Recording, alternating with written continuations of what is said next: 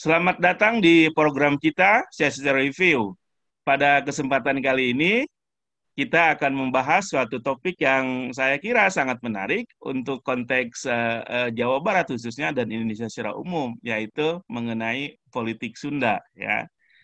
Untuk membahas topik ini, sudah hadir bersama kita Dr. Hasan Mustafa.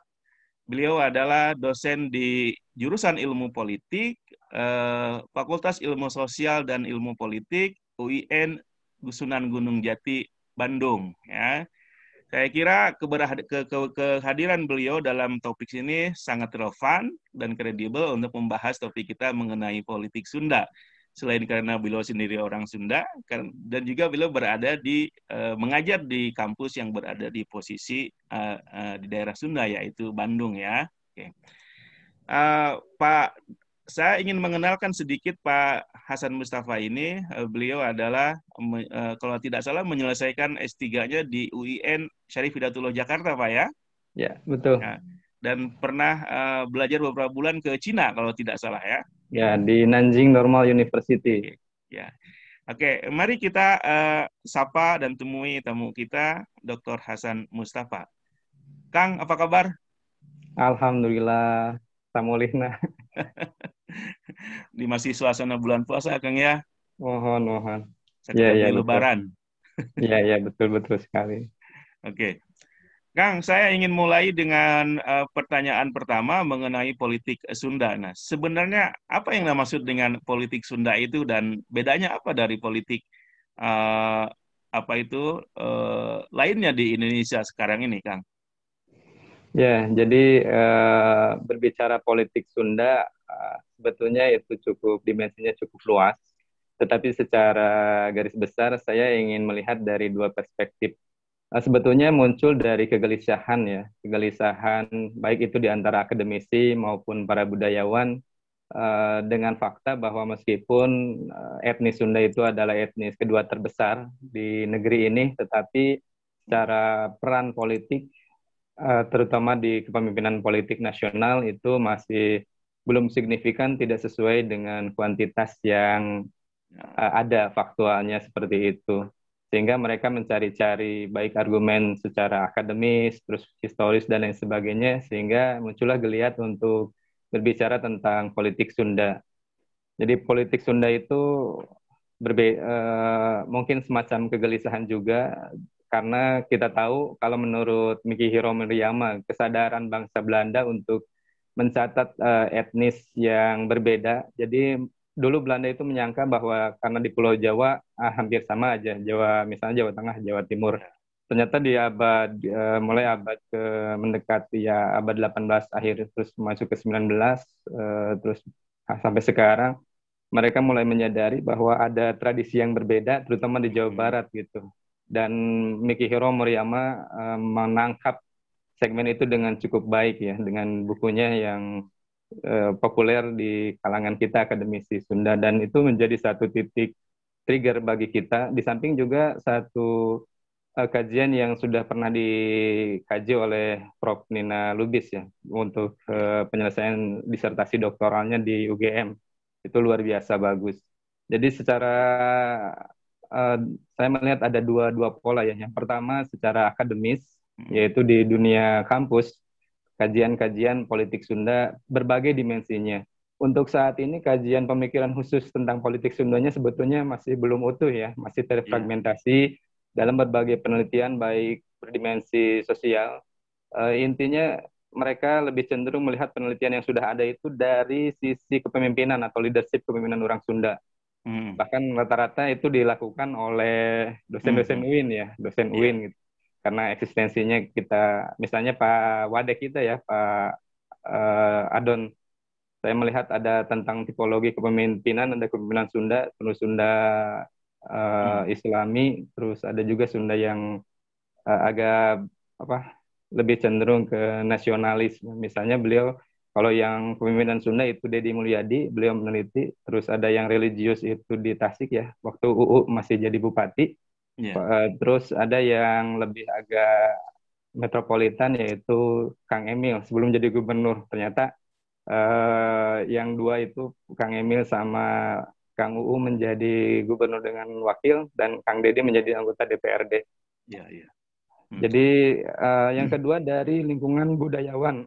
Kalau budayawan itu atau sastrawan ya, itu cukup banyak. Meskipun kajiannya tidak terlalu serius, misalnya mereka cenderung reflektif ya, jadi memberikan refleksi tentang Sunda, merespon sosial.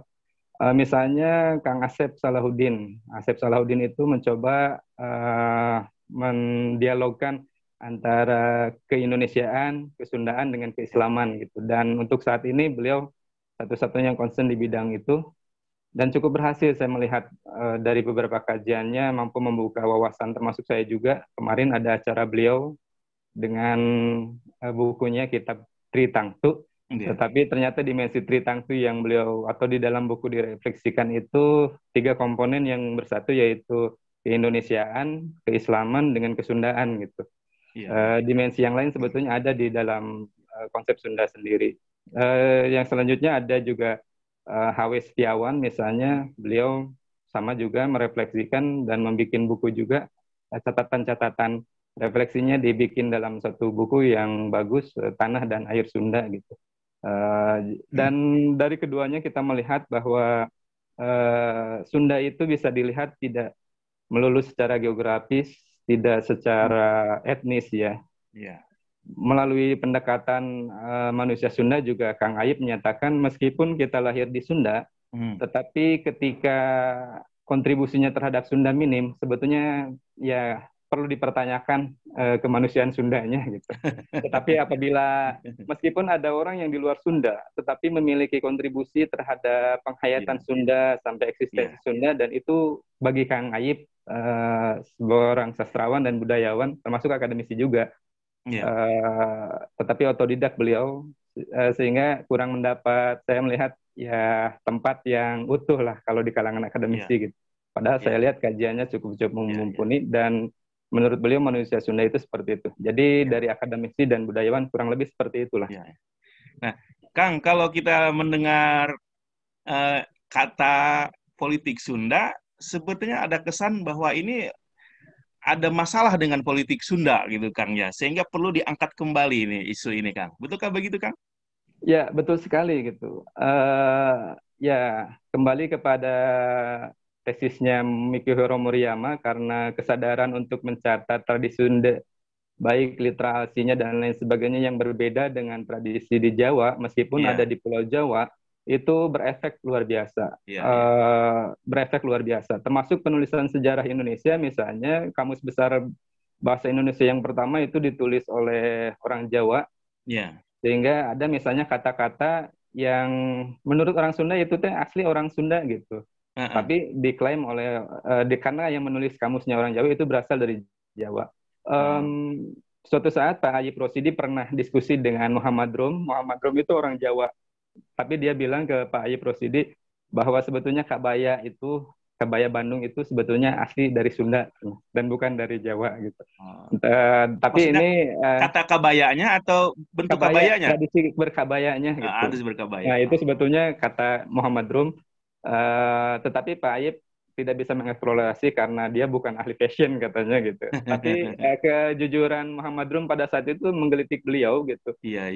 Karena penulisan sejarah kita itu jarang oleh orang Sunda. Yang selanjutnya misalnya yang menarik, tokoh perempuan ya.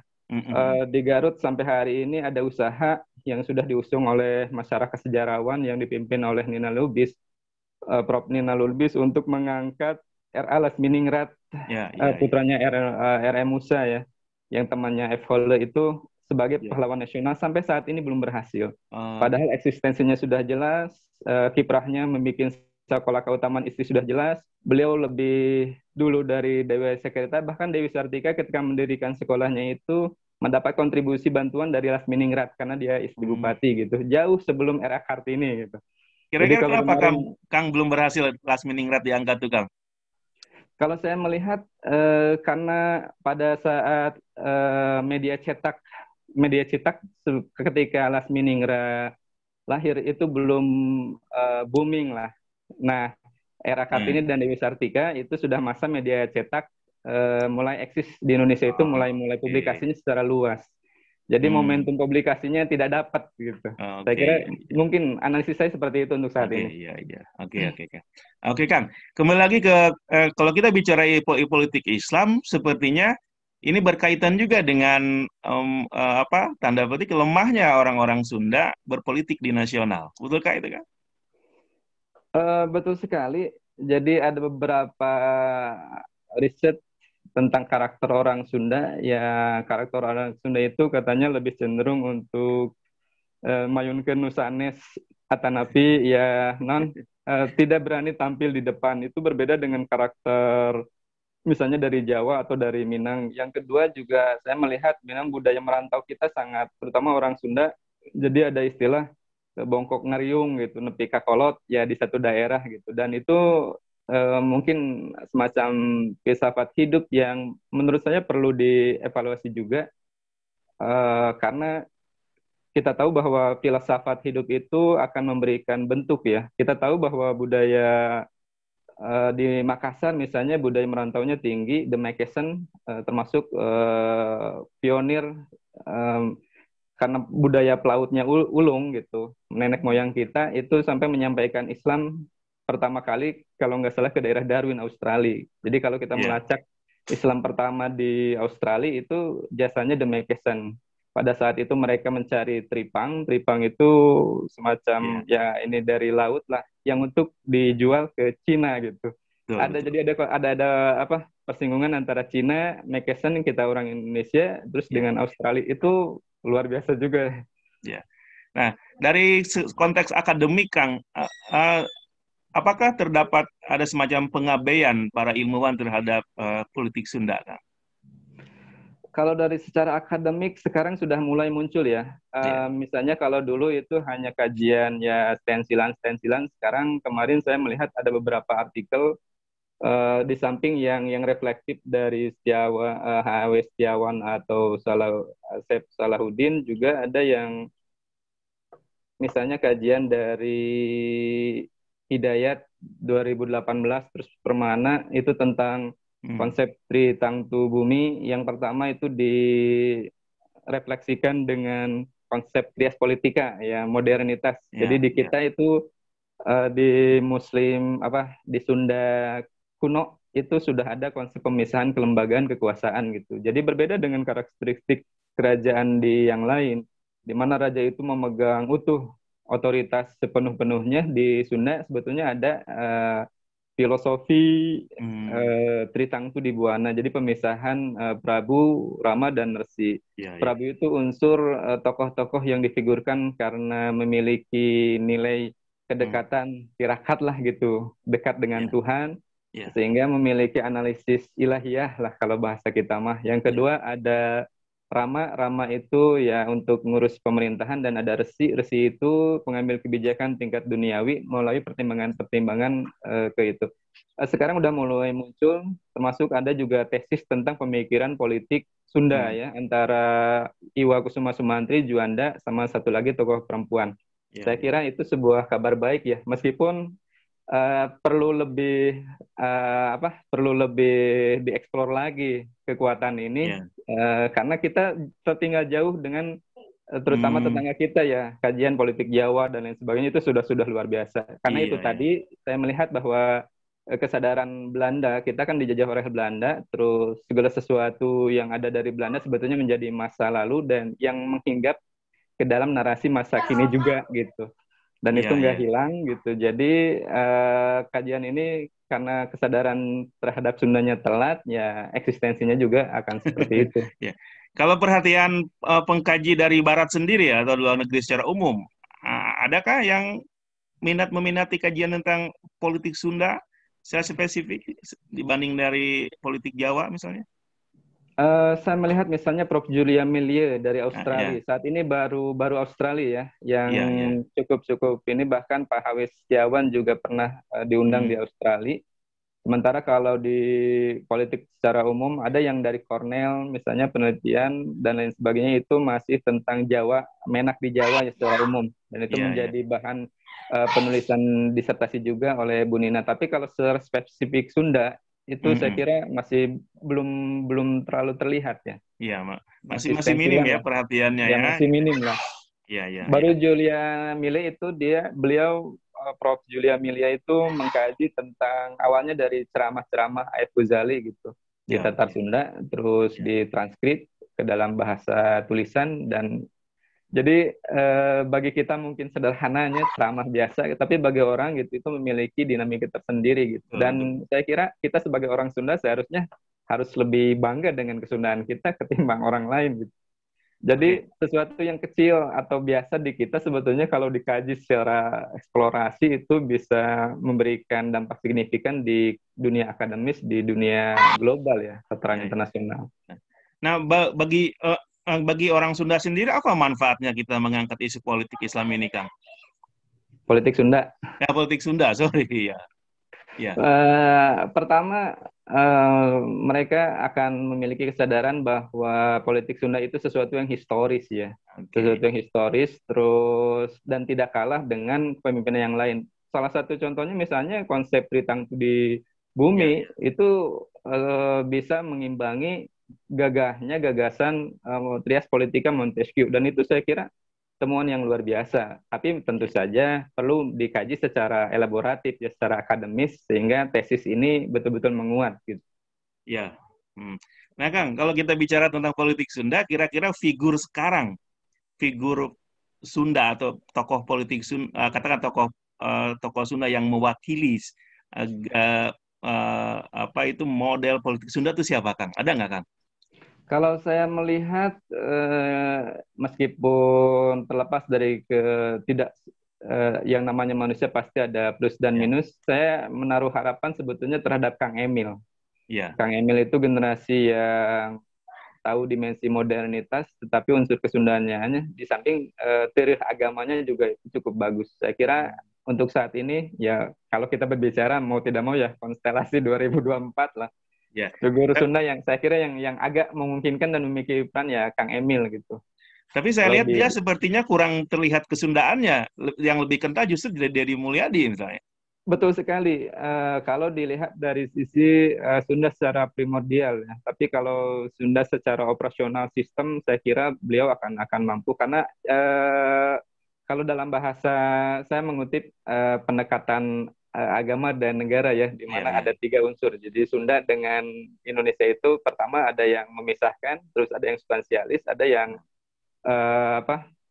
Sundanya muncul. Nah, kalau dilihat memang Deddy Mulyadi itu Sundanya muncul banget terlihat ketika menjabat Purwakarta gitu. Iya, iya. Akan tetapi kalau dalam politik nasional kita harus siap untuk bisa lokalitas itu menjelma menjadi sesuatu yang bisa berintegrasi. Dan untuk saat ini hal itu masih belum belum cukup ya, belum cukup usaha Kang Deddy gitu. Bahkan di Purwakarta sendiri beliau banyak bersinggungan dengan dimensi-dimensi keagamaan, baik tulisannya dan lain sebagainya gitu, Hmm, hmm. pemikiran-pemikiran. Kalau menurut saya sih nggak ada masalah, tetapi ya kultur Jawa Barat kan religiusitasnya cukup tinggi dan kadang-kadang hal yang sensitif seperti budaya yang terlalu mengedepankan budaya. Kita lihat misalnya simbol-simbol yang Hmm. diberikan oleh Kang Deddy itu simbolnya kemarin air mancurnya kan Sri Baduga Maharaja. Iya, Kita tahu beliau itu kan bukan seorang Muslim gitu, itu Hindu lah. Kalau iya, Sri iya, iya. Baduga, nah dan itu yang diangkat oleh beliau. Terus beliau juga memakai identitas yang ya Hmm. ini sebetulnya agak sensitif gitu, tetapi beliau mampu sebetulnya itu sesuatu yang bagus ya. Jadi Sunda Hmm. itu tidak harus dikonfrontirkan dengan agama, dengan lain Iya, sebagainya gitu. iya. Tetapi untuk di tataran kultural, nah ini masih masih belum cukup efektif kalau dalam perspektif dalam analisis saya seperti itu. Oke, oke. Ah, nah, maksud saya di situ ada seperti kegamangan dari satu pihak ingin menyampaikan kepada umum bahwa inilah nilai-nilai kesundaan gitu kan, Kang ya. Tapi di Ya, sisi lain juga ada semacam tantangan resistensi dari kelompok tertentu yang menganggap kalau terlalu diangkat kesundaan itu bertentangan dengan keyakinan atau paham sekelompok orang ya mengenai itu yang berbasis agama. Itu bagaimana Kang, bagaimana politik Sunda itu bisa muncul kalau masih ada semacam dualisme seperti itu, Kang?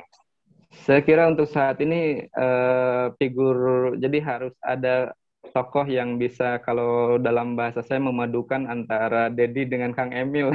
Itu Iya. perpaduan yang cukup bagus. Kang Emil bersifat progres ya ke depan gitu. Iya. Kang Dedi memegang teguh nilai-nilai primordial dan kalau ini ada Nah, figur yang bisa mengkolaborasikan dua karakter ini dalam satu nah, media ya, ya, person, saya kira itu cukup ya, bagus. Tetapi ya kita tahu bahwa ya, tidak ya. akan ada sosok yang sempurna, tinggal kita memilih gitu. Untuk Ya. saat ini momentum Nah, itu yang didapat oleh Kang Emil, beliau udah jadi gubernur. Kalau misalnya ya. Kang Dedi yang kemarin menang, Dedi, ya mungkin saya juga akan lebih mengarah ke sana. Tetapi kita kalau dalam politik praktis kan harus harus berbicara real. Nah, mungkin seharusnya kayak yang menjadi gubernur wakil gubernur Emil dan Dedi, Kang ya. Dedi Mulyadi maksudnya. Kayaknya itu kemarin gitu. Tetapi ya politik kan tidak bisa ditebak gitu. Iya, iya. Meskipun sama-sama ada kepentingan Sunda, kepentingan interestnya jauh lebih tinggi. Iya, iya. Oke, Kang. Sekarang saya ingin membawa ke konteks perguruan tinggi. Nah, dalam amatan Akang sejauh ini bagaimana perhatian para dosen, peneliti, akademisi mengenai politik Sunda? Oke. Saya melihat bahwa politik Sunda itu masih jadi satu bagian fragmentatif ya, belum utuh. Saya melihat kalau di fakultas yang lain di universitas lain misalnya Sunda itu jadi bagian di ilmu budaya sastra. Mm, mm, Jadi mm, mm. politiknya itu masih dalam perspektif sosiologi, Oke. antropologi, budaya dan lain sebagainya. Sementara dibutuhkan politik Sunda yang core apa memfokuskan politik Sunda itu sebagai bagian dari ilmu politik Oke. dan itu sudah mulai dirintis oleh UIN Sunan Gunung Jati Bandung. Saya apresiatif kepada Kajur Ipol ya, Kajur Iya, Ipol iya. beliau memiliki apa tendensi yang luar biasa untuk memajukan ini gitu dan Oke. kebetulan mata kuliah pemikiran politik Sunda dirintis ya oleh salah satunya oleh beliau. Oke. Jadi sejauh ini perguruan tinggi khususnya di Bandung atau di Jabar secara umum itu tidak ada yang secara spesifik membahas politik Sunda di Fakultas Ilmu Sosial Ilmu Politik atau di jurusan Ilmu Politik, kan? Ya, Eh, Sunda Kesundaan itu rata-rata di Fakultas Sastra ya, sastra, betul, betul, sastra ya. atau budaya gitu. Iya, iya. Oh, gitu. Nah, lebih jauh tentang keberadaan politik Islam di UIN Bandung. Nah, apakah itu berada di akankah menjadi sebuah jurusan kah khusus jurusan ilmu politik atau prodi politik Islam begitu? Kalau politik Sunda? Kalau di bagian menjadi jurusan Sunda secara khusus, saya kira masih masih terlalu jauh lah. Untuk saat Oke. ini dengan diapresiasinya pemikiran politik Sunda, satu bagian mata kuliah yang 3 SKS di jurusan IPOL itu sesuatu yang luar biasa gitu. Dan Ah, kebetulan yang beliau Pak Kajur itu menitipkan kepada saya dan saya harus menjawab tantangan itu sekaligus juga dengan passion yang luar biasa. Kebetulan minat saya juga tentang Sunda juga. Dulu saya oke. ingin meneliti tentang Hasan Mustafa. Biar ada ya rada bagus gitu Hasan Mustafa mengkaji Hasan Mustafa. Ternyata sudah keduluan oleh senior saya Kang Jajang Rohmana ya Iya, gitu. iya, iya. Sampai saya Oke. ngobrol, Kang saya rek meneliti Hasan Mustafa nges aku akang gitu seserian. Akhirnya saya beralih ke orang Sunda juga. Kebetulan waktu di UIN saya menemukan Safrudin Prawira Negara, Iya, sosok iya. Sunda gitu. Nah, jadi meskipun dalam secara di pentas nasional, pemimpin politik nasional kita masih kalah ya dengan etnis yang lain, tetapi sebetulnya peran politik orang Sunda cukup signifikan. Iya, iya. Misalnya PDRI ya, PDRI itu kalau tidak ada PDRI yang dipimpin oleh Syafruddin Prawira, Indonesia Betul. itu selesai gitu, Betul, betul 48 itu, sampai ya. 49. Iya, Tetapi iya. kita tahu di dalam sejarah, meskipun julukannya ketua, itu kabinetnya diakui di dalam pemerintahan, tetapi posisi Syafruddin tidak diakui sebagai presiden kedua misalnya. Iya, betul, betul. Iya, iya, Itu iya. yang kedua misalnya Insinyur Juanda.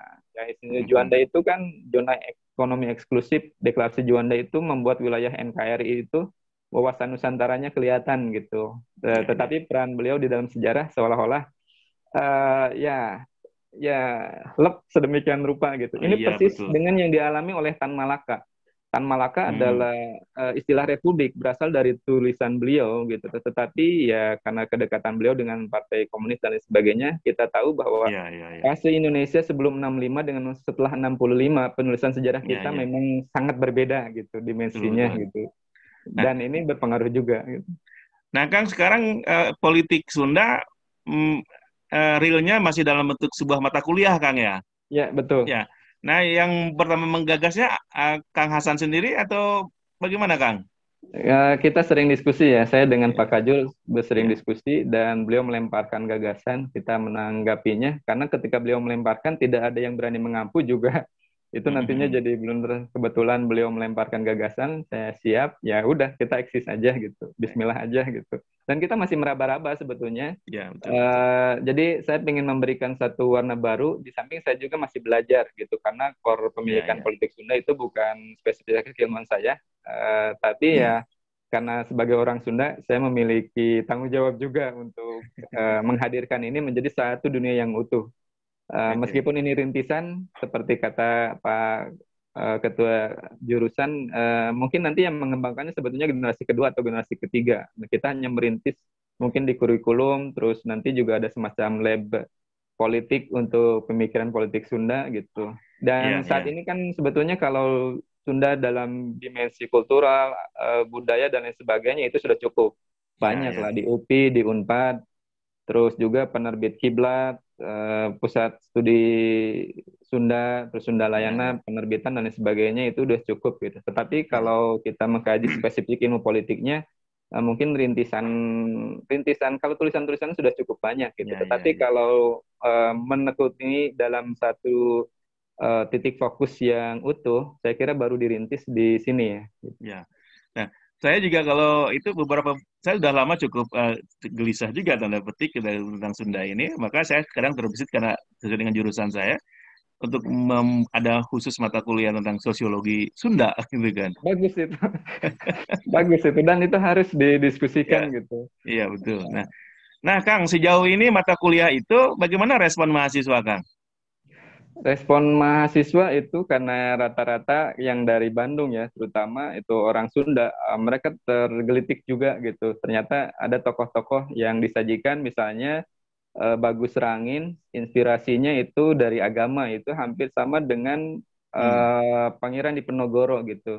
Jadi Iya, iya. melepaskan posisinya. Dan itu banyak tokoh-tokoh di kita ya, tokoh-tokoh Sunda yang melepaskan atribut kepriayaannya, terus atribut sebagai kelas-kelas menengah ke atas demi berjuang untuk rakyat gitu.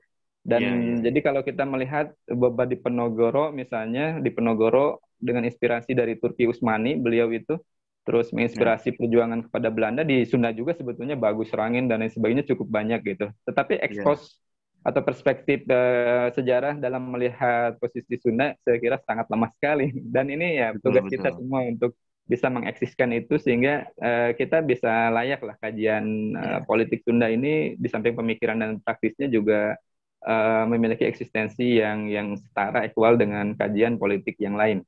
Mm-mm. Nah, Kang, begini, ketika politik Sunda ini diangkat, Kang, ya, ada sekelompok orang, termasuk tokoh nasional misalnya, yang menurut saya tidak support untuk pengembangannya karena berdasarkan, wah ini mah kedaerahan, kita kan sudah nasional, kita nggak buat kita kayak gitu, Kang. Bagaimana, Kang, itu, Kang? Saya kira kita perlu menggarisbawahi memahami Pancasila lebih lebih baik ya. Kalau dalam perspektif saya, poin ketiga itu persatuan Indonesia Ya, dan betul. kita kesatuan Indonesia. Tetapi entah bagaimana ya memang momentumnya dari mosi integral ya. Kita jadi negara kesatuan. Ini saya pernah berbicara dengan beberapa tokoh yang tokoh-tokoh lain dari etnis lain gitu. Memang kita Mm. persatuan. Kalau dalam persatuan itu perbedaan itu menjadi alat yang satu-satu entitas yang berdiri tersendiri tetapi memiliki kekuatan untuk menopang pusat atau kesatuan itu. Kalau Iya, kesatuan cenderung yang bersifat-sifat lokalitas itu cenderung harus betul. mengikuti Iya, kepada yang itu. Itu dari perspektif itu sudah berbeda. iya, Makanya saya kira kita itu persatuan, Bhinneka Tunggal Ika, artinya ada yang mengikat kita yaitu keindonesiaan, tetapi sebetulnya pondasi yang dari itu kedaerahan. betul, betul. Berbeda dengan di daerah yang lain, misalnya di Jawa, termasuk sekarang Aceh gitu, daerah istimewa ya. Kesultanan-kesultanan yang ada di Jawa Barat itu hampir semua selesai. Iya, Kalau iya, di iya. Yogyakarta masih kuat, sehingga ketika kepemimpinan formal dalam hal ini mereka sudah tidak percaya kepada pemerintahan politik secara resmi, sebetulnya Hmm, mereka masih punya Sri Sultan Hamengkubuwono misalnya. Tapi kalau iya, di Sunda itu tidak terjadi. Apakah mau ke Cirebon misalnya, ke itu di iya, Cirebonnya iya. sendiri itu berbeda misalnya dengan Inggris, meskipun kekuatan yang itu ketika mereka tidak percaya terhadap Perdana Menteri, mereka masih punya Queen Elizabeth gitu. Betul, betul. Jadi ada kepemimpinan primordial itu yang bisa menjadi satu pelipur Iya, lara lah iya. ketika ya teh orang teh nginung ke mana ya gitu. Betul, betul. Nah di Iya, Sunda iya. saya kira sudah nggak ada itu. Oke. Nah, ini yang saya juga suka merasa tidak nyaman dengan ketika kita misalnya uh, mulai menyukai kembali warisan-warisan kesundaan kita, itu lalu ada yang berpendapat, oh ini tidak sesuai dengan NKRI, mau terlalu apa itu sentrik apa Ya, kedaerahan sentrik dan sebagainya dan sebagainya. Menurut saya itu justru kedaerahan itu kan justru menjadi dasar dan menjadi ingredient adanya negara ini kan. Lalu kenapa harus diabaikan gitu Kang ya? ya. Saya teringat itu karyanya Noam Chomsky antara Emperor dan Pirates ketika seorang kaisar Nah, iya, berbicara dengan seorang perompak. Si kaisar ngomong gitu, kamu teh di laut ngapain sih kerjaan cuman ngerompak gitu, maling aja kamu gitu. Lalu si mm-mm. perompak itu melihat kepada kaisar gitu, loh perbedaan saya dengan Anda itu hanya sedikit, cuma Anda sama merampas juga, cuma Anda merampas dalam skala yang besar. Saya merampas dalam skala yang kecil gitu. Padahal Anda merampas, cuma peda Anda Betul, mempunyai kekuasaan, Anda disebut betul. emperor gitu atau kaisar. Peda Iya, saya mah cuman kecil perahunya, saya kaisar. Jadi sebetulnya kita tidak bisa meletakkan pusat dengan daerah atau apa negara dalam terus dengan lokalitas dalam sesuatu yang berseberangan. Ini paradigma yang salah saya kira. Kita harus betul, memperbaiki betul. ini karena kesatuan itu sebetulnya saya lebih lebih cenderung persatuan ya, melihat Pancasila kita kan persatuan Indonesia gitu. Iya, Nah iya. dalam persatuan itu ya entitas-entitas Pancasila saya kita itu udah cukup bagus lah gitu Iya, iya. mewadahi itu ya, saya mah memegang Pancasila aja gitu, kita Ya, persatuan Indonesia gitu. ya, karena negara terlalu fokus kepada persatuan, lupa dengan binekanya, Nah akibatnya itu dia. yang daerah-daerah itu, budaya daerah, termasuk politik yang di Sunda misalnya itu menjadi mati, Kang ya. Betul Banyak orang sekali. sekarang kehilangan masyarakat bangsa anak-anak sekarang nggak bisa lagi bicara bahasa Sunda misalnya dan bahasa daerah lain karena terlalu fokus kepada bahasa Ya, Indonesia, Kang ya. betul sekali. Ada satu paradigma yang saya kira kurang tepat diterapkan oleh kita, sehingga ketika nasionalisme kita yaitu seolah-olah nasionalisme yang melepaskan kita dari unsur primordial di masa lalu. Contohnya gini, Iya, saking kita senang sama nasionalisme, kita lupa bahwa kita pernah dijajah oleh Belanda, oleh Jepang, sehingga kita melupakan bahasa Belanda dengan betul. bahasa Jepang. Ya, ya. Saya kira kalau meskipun kita nasionalisme, sebetulnya Safrudin Prawiranegara membahas inilah. Jadi nasionalisme tidak harus dimaknai nasionalisme yang anti Betul, betul. penjajah. Kolonialisme itu memiliki dampak juga terhadap kita. Misalnya Bandung dulu asri kan. Saya misalnya Kiai Haji Jalan Penghulu Kiai Haji Hasan Mustafa dulu itu asri waktu kecil itu. Betul, betul. Oh, Itu gitu. kan hasil dari Belanda gitu. Terus jaringan jalur kereta kereta yang ada di kita itu produk Belanda semua gitu. Betul, betul, betul. Termasuk seandainya nasionalisme tidak dipahami sempit, saya kira bangsa Indonesia itu akan memilih jago 4 bahasa, bahasa daerah, bahasa Indonesia, bahasa Belanda, sama bahasa Betul. Jepang. Harusnya Nah, kayak gitu. Kita kan sekarang enggak, tinggal kita satu di Indonesia aja. tinggal Anak-anak nggak satu bisa ngomong gitu. Sunda ya. Ketika kita berinteraksi dengan dunia luar, menghadapi misalnya sekarang era digital 4.0, terus dengan free trade era dan lain sebagainya, kita sudah kalah dengan Malaysia. Malaysia kan orangnya Hindu yang apa orang misalnya kita lihat di film Ipin Upin gitu, di Iya, Angkel Mutu tetap dengan budayanya, terus Ahtong juga tetap gitu. Di kita paling di Belitung ya memang ada daerah-daerah kita yang iya, iya. multikulturalnya cukup tinggi ya, tetapi secara umum ya kita cuman homogen gitu. Ya. Begini Kang, secara politik dan kultural Sunda dan daerah-daerah lainnya ditekan untuk demi kepentingan nasional, nasionalisme dan persatuan Kang ya. Nah, Ya, tetapi Sunda menjadi penting ketika kampanye politik. Hanya diambil ketika masa kampanye saja. Setelah itu sepertinya dibuang begitu saja Kang, sudah dapat tujuannya Kang ya. Ya, beberapa politisi seperti itu, tetapi politisi yang concern ya seperti Deddy Mulyadi itu tetap concern juga. Artinya kepada figur-figur politisinya memahami Sunda itu sendiri gitu.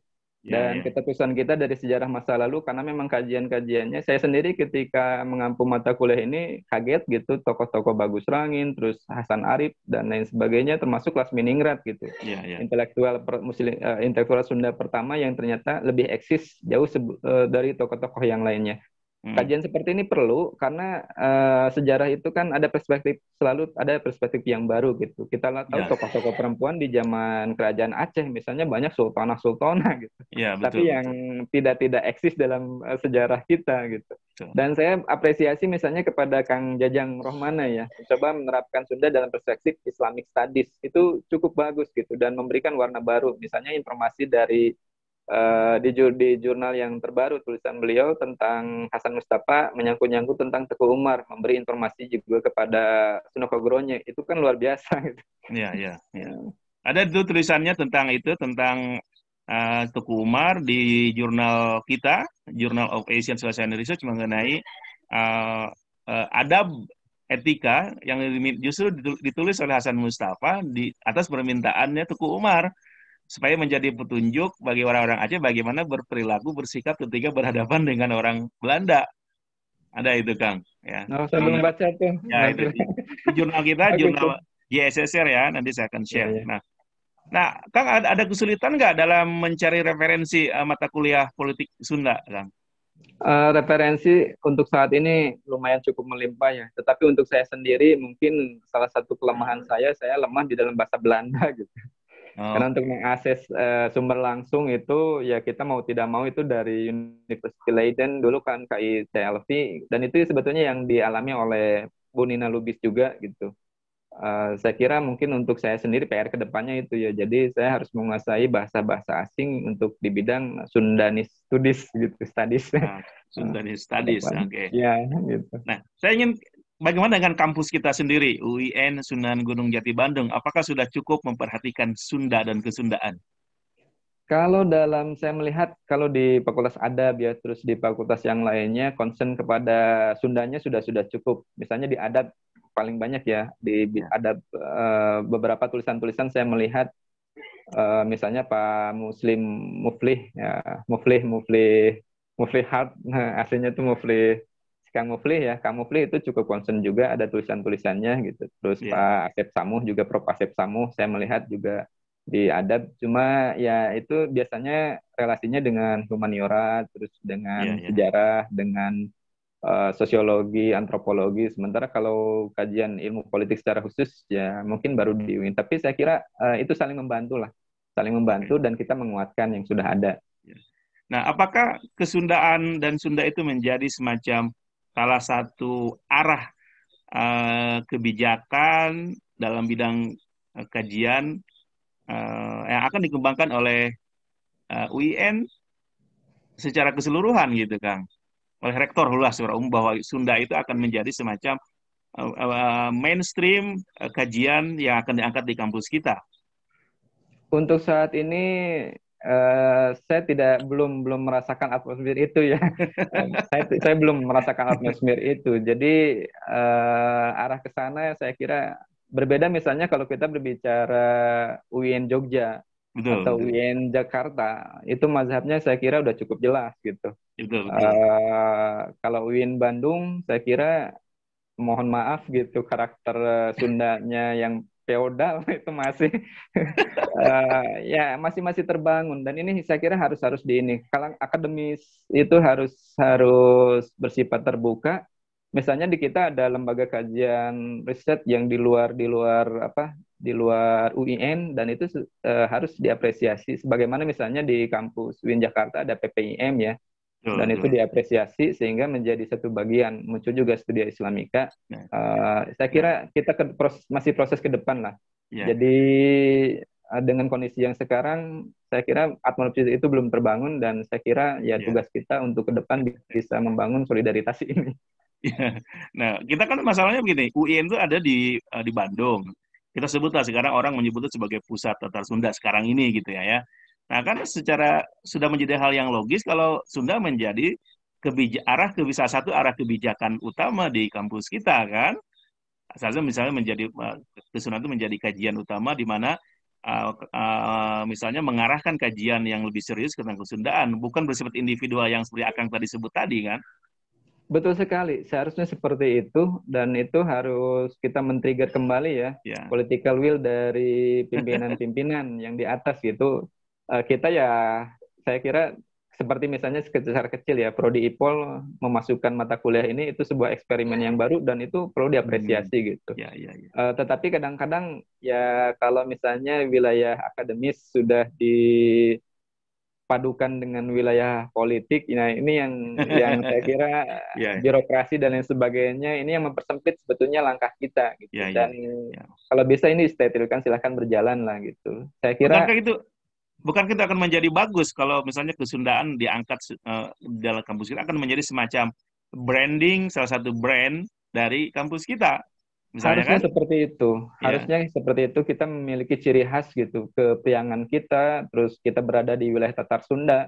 Jadi UIN Sunan Gunung Jati itu harus memiliki ciri khas yang berbeda dengan UIN yang lainnya. Salah satunya ya betul. kajian kesundaan yang lebih saat ini sudah cukup ya ada gitu ada Ya, misalnya di ya, itu tapi ternyata itu belum cukup ah, menjadi mainstream ya betul, mazhab lah betul. mazhab Win Ciputat belum menjadi gitu.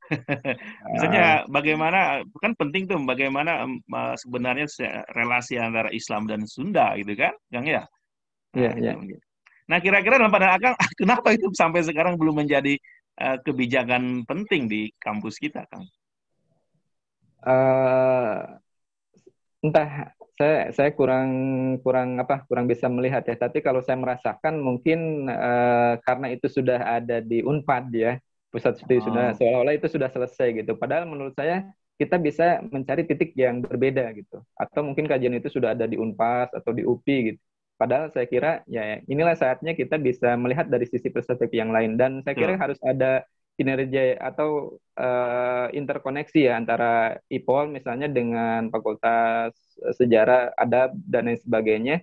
Ya insya Allah lah kita merintislah ke depan bahwa kita tidak berdiri sendiri-sendiri sehingga kajian-kajian kita akan ini dan kajian yang dirintis oleh CSSR ini cukup luar biasa saya kira bisa merintis ke arah sana dan mungkin Iya, nanti saya perlu perlu diskusi juga dengan tokoh-tokoh yang lain ya Kang Muplih misalnya atau iya, Kang Samu, terus tokoh-tokoh yang lain gitu yang memiliki saya dan saya lihat kan dari tulisan-tulisannya gitu ada betul, betul. concern Iya, seperti kata Pak Ajib tadi gitu meskipun kita dosen UIN kalau saya menerjemahkan bahasa Kang Ajib tapi ke perhatian kalau kurang perhatian terus penghayatan kepada Sunda ya belum menjadi manusia Sunda lah gitu. betul, Meskipun dia betul. tinggal di UIN Sunan Gunung Jati Bandung, meskipun dia tinggal di Bandung.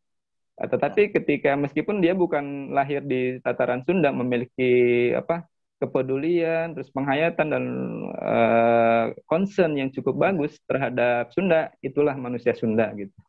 Oke, Kang.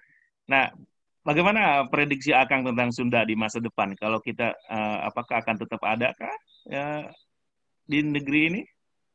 Kalau saya melihat akan tetap ada, saya optimis Kang.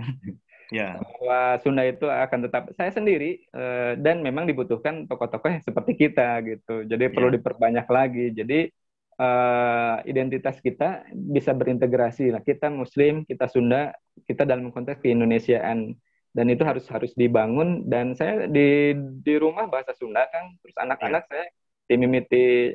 Kadang-kadang saya tidak kurang menerapkan panta atau undak usuk yang kalau Ya, menurut ya, Pak ya. Ayib kan dari Mataram gitu. Jadi Betul, kadang-kadang betul, saya betul. misalnya dengan anak-anak egaliter aja gitunya Betul, bahasa biasa sedang biasa itu karena ketika dalam pergaulan mereka dengan lingkungannya kan egaliter betul, gitu. betul. Mungkin kepada orang tua iya gitu ya kita Ya, sebagai betul, anak Kang. gitu. Tapi dalam Oke. dalam batas tertentu ya kita bahasa egaliter itu diperlukan membangun komunikasi. Jadi kalau anak-anak nanya saya jelaskan gitu ada dua perspektif gitu bahwa ada undak-unduk bahasa. Pak Ayib Hmm. Rosidi sendiri itu ya berbeda dengan guru-guru SMA ya. Kalau guru-guru SMA mending baik dipakai cina eta undak usuk teh.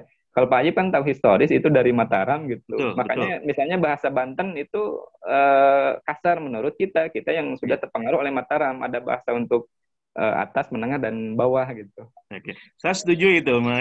Salah satu yang mencegah orang berbicara bahasa Sunda, generasi muda khususnya, itu mengenai undak usuk yang menurut saya pengaruh dari Mataram Islam itu. Ya. Ya. Menak. Nah, Kang, harapan Akang dengan ditawarkannya, diajarkannya mata kuliah politik Sunda itu bagi mahasiswa sekarang dan mahasiswa ke depan bagaimana, Kang? Eh, Pertama, mereka diharapkan bisa mengisi kekosongan kajian Islamic Studies dalam level akademis yang lebih komprehensif ya. Yang sudah ada sudah cukup bagus, tetapi perlu ditingkatkan lagi. Saya teringat dengan Peter siapa tuh yang meneliti tentang Diponegoro gitu, disertasinya Peter tentang Carey. Diponegoro, Peter Carey ya, Ya, dari orang Inggris. Amerika ya kalau nggak Inggris Inggris dia ya, orang. dia dari Inggris.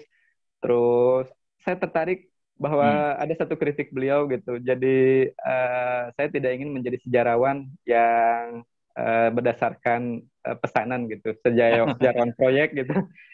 Di kita memang banyak Sunda proyek-proyek Sunda yang dirintis berdasarkan tidak dengan passion, artinya karena proyek Ya, dan lain sebagainya dipaksakan sehingga itu saya kira passion itu berpengaruh. ya. Saya terpengaruh misalnya dengan Ayib Rosidi. Sampai waktu di UIN saya diskusi dengan Pak Aziumardi Azra, Hasan Mustafa, Anda tahu Hasan Mustafa? Tahu Prof gitu. Siapa? Ya intelektual Sunda di Priangan, orang Garut gitu. Ya kalau mau itu Anda silahkan tanya Kang Ayib gitu. Hmm. Terus juga Saprudin Prawinegara saya mendapat dari Pipip Ahmad Rifai ya, dosen Paramadina gitu, referensinya dan lain sebagainya gitu. Ternyata di luar itu begitu diapresiasi sosok Ayib Rosidi itu, Prof. Ya, Azra. betul. Kalau untuk itu silahkan ke Pak Ayib, dia expertnya gitu. Betul. Tapi mungkin karena kita itu berbenturan dengan akademisi itu harus formal ya, jadi seperti itu. Misalnya sosok Sunda yang saya kira cukup bagus ya, yang sudah di CSSR saya lihat Kang Jalal. Kang Jalal sosok Sunda yang bagus lah, saya kira mampu mewarnai Ya, secara betul. global gitu. Betul, Meskipun ya. berbeda pilihan, termasuk pilihan politik dengan kita kebanyakan orang Sunda, tapi saya mengapresiasi dari keilmuan dan lain sebagainya. Sebagaimana Hmm. saya lihat Kang Iir, terus Kang Abad ya, kemarin udah saya lihat dikaji Ya, gitu. betul. Itu warisan intelektualitasnya terlepas dari dimensi Hmm. politik Ya, politik agamanya yang berbeda. Sebetulnya saya melihat politik agama ya yang berbeda gitu. Itu wilayah yang tidak ya agak susah lah. Apalagi kita tinggal di Jawa Barat ya. Tapi mengapresiasi atau misalnya sosok Kak Agim lah.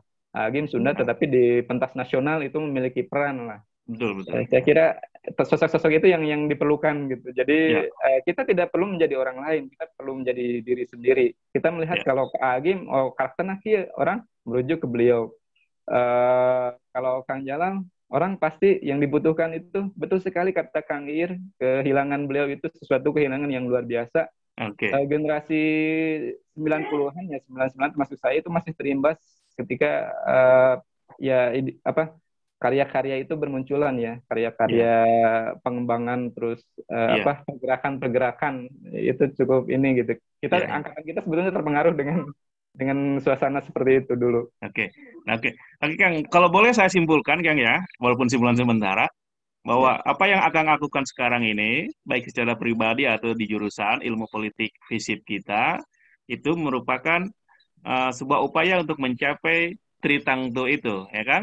Keislaman, kesundaan, dan keindonesiaan itu suatu hal yang menyatu, tidak boleh dipertentangkan.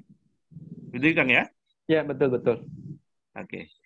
Oke, Kang, kita nggak terasa nih sudah cukup lama berbicara, ya. Ya. Sebenarnya banyak hal yang ingin saya obrolkan kembali. Mungkin kita di sesi lainnya, Kang ya, secara spesifik membahas Mangga. Siap, dari siap. tadi kan masih general. Mungkin kita di pertemuan berikutnya secara spesifik di bagian mana dari bicara tentang politik Sunda tadi itu, Kang ya. Nah, Ya. oke, mungkin karena kita terbatas waktu ya, Kang, Ya, hatur ya. nuhun. Sami-sami. Hatur nuhun Parantos Sumping ke acara CS Ya, Review. Saya kira ini sami-sami. bermanfaat buat audiens kita, khususnya mahasiswa Eh, kita di ya, UIN ya. Sunan Gunung Jati Bandung. Terima kasih sekali lagi. Assalamualaikum warahmatullahi wabarakatuh. Sampurasun. Waalaikumsalam warahmatullahi wabarakatuh. Rampes.